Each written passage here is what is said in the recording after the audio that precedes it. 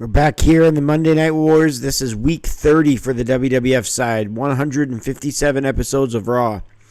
This is episode 157. It was live on the USA Network in Sioux City, Iowa. April the 29th, 1996, the night after In Your House, Good Friends, Better Enemies. Ratings were for Raw 2.9. First time they did below a 3.0 in a month. And for the fourth week, they've won it in a row over Nitro. Nitro just drew a 2.1. So this is the 30th week now in the Wars, and they won by 0.8 in the ratings this week. And in 30 weeks of the Wars, the WWF and Nitro were tied each with 14 wins and 2 draws. So Nitro and Raw both have won 14 times in that time. So after 30 weeks, we're tied. It's pretty crazy how close it is, even though the last 4 weeks have been won by Raw, including this week, the drew at 2.9, brought to you by Vince McMahon and Jerry the King Lawler. Live in Sioux City, Iowa, as I mentioned on the USA Network, this was one of the only 4 Raws back then. 1 out of 4 Raws was live. This is one of them. Usually it's always the night after In Your House. Or a pay-per-view, WrestleMania 12, In Your House, whatever. That's when the live Raw will happen back in this day. All the Raws would soon be live, but for back then, this is how it was. Bart Gunn took on Mankind to begin. Bart Gunn ripped apart by Mankind. Last week, most of Mankind's matches, the week before that, and last week were just mostly just about the Mankind character, getting the character over. This week was just more about that same thing. Bart Gunn actually wrestled a decent match with him, though. Just like Bart Gunn wrestled a decent match with Stone Cold Steve Austin last week. Took him down with an elbow drop at STF. Bart Gunn worked all match, and he went to the same wrist, elbow, as Mankind charged towards him and hit his shoulder into the ring post. So Bart Gunn torqued that arm and worked on the elbow, tried to hyperextend it. Mankind runs his knee into the head of Bart Gunn in the corner when Mankind was on the offense and choked him out with the bottom rope. Mankind drops his leg onto Bart Gunn on the apron. Mankind intentionally hurts himself at the same time outside the ring. Mankind with Bart sends him into the ring. Mankind with a shot back and Bart in the section of rights and lefts, and then another left and right. So southpaw was Bart Gunn. A drop kick by Bart, and then he slams Mankind to the mat. Bart from the top rope hits an elbow, and Mankind gets out of it. Mankind then caught Bart Gunn with a mandible claw out of nowhere and ended up winning with the mandible claw. I gave it a star and 3/4. Stone Cold Steve Austin with Ted DiBiase took on Scott Taylor. Scott Taylor is Scotty Too Hotty, but this is way before that. He's a jobber here, and he's a young one. Savio Vega comes out for commentary since this is an Austin match. He challenges him on commentary to a Caribbean strap match at In Your House. Austin then with Scott Taylor flying around in a circle. Austin just went around and around in a circle while he held the legs of Scott Taylor. Austin slapped on a step over face lock to STF and then stomped on him. Austin then got his $1 Million Dream slapped on, and Scotty Too Hotty dropped to Austin in just a couple minutes.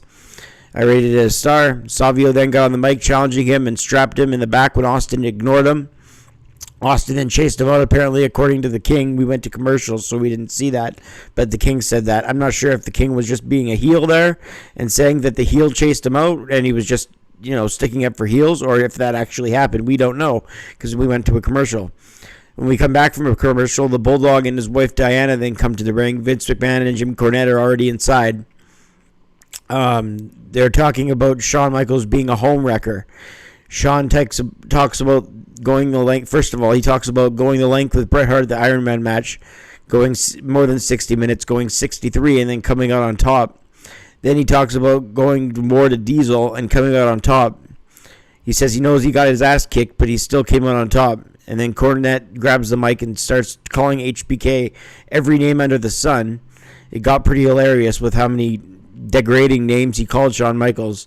He said he tried to sleep with Diana, and then they showed a reclip of Diana Smith last night at In Your House walking to the back, and that's when they say she was approached by HBK wanting sexual favors or whatever.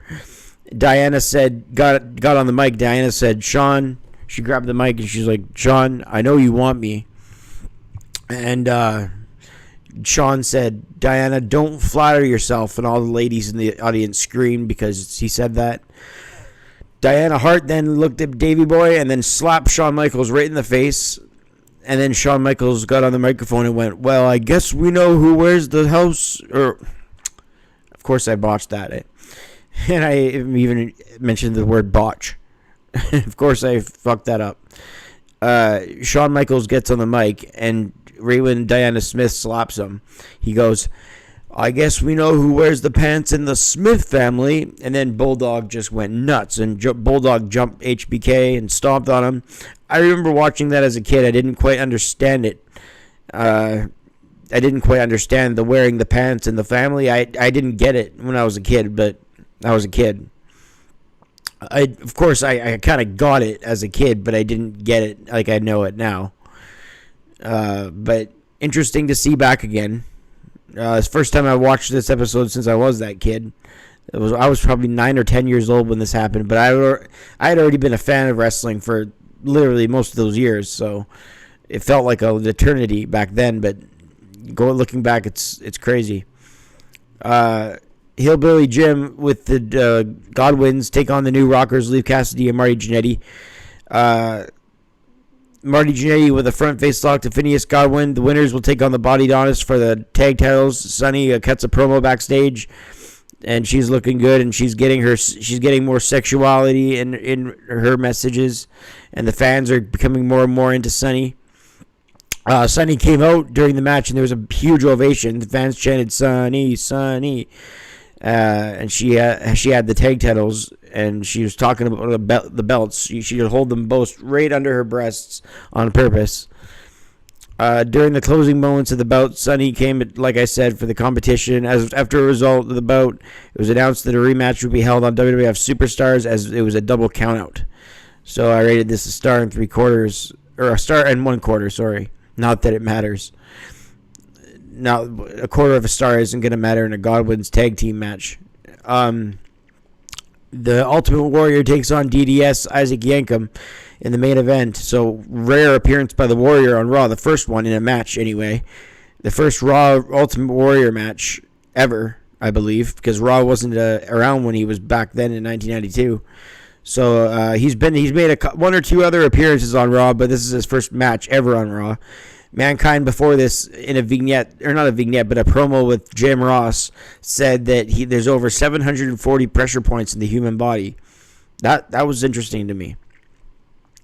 The Ultimate Warrior took on D.D.S. Isaac Yankem. King played his cheerleader, his manager, and the commentator at the same time wearing a headset. So imagine a Kane versus Ultimate Warrior match. That would be something. I mean, we get to see Isaac Yankem and Warrior here, but imagine if it was Kane. Like, with Kane would be way better than Yankem. He'd applying offense to the Warrior. That would be something. This match wasn't, though. It was a shoulder block and a gorilla press on, but the fans liked it, and Warrior had a ton of energy. I rated it at half a star, but it was actually, the fans were really into the Warrior here. Like, really. They all loved him. And he ran to the ring, and he ran back, and he ran to the back behind the Raw sign, and then he ran back to the ring. Yeah, the show closed out with more on the Diana Hart HBK stuff next week. They said they also previewed next week. Undertaker will take on Owen Hart. I think 1-2-3 Kid will take on Mark Merrow. Goldust will also be there present. So that's how this episode wound up. I rated this episode a 5 out of 10. Decent character work. Interesting storyline with the Bulldog and Michaels, obviously leading to their King of the Ring and Beware of Dog match. They're back-to-back headlining pay-per-views for the title. So they wanted a personal storyline, and they got that started right away, one night after In Your House, not wasting any time. So a 5 out of 10. And ratings-wise, again, this is the fourth week in a row they've beat Nitro. They're 2.9 to Nitro's 2.1. So 4 straight win for the WWF, which is impressive, and ties their overall record, making it 14-2 through 30 weeks of the Monday Night Wars. The WWF, Monday Night Nitro, and Monday Night Raw, both with 14 wins each after 30 weeks and 2 draws each. So it's getting really close, and it's going to get interesting, especially when those outsiders appear on WCW. And we're going to see that in just a few short weeks here. So stay tuned, stay notified, and subscribed. And we'll see you on the next Raw review. I'm Brett Mix. Thanks for watching, everyone, and I'm out.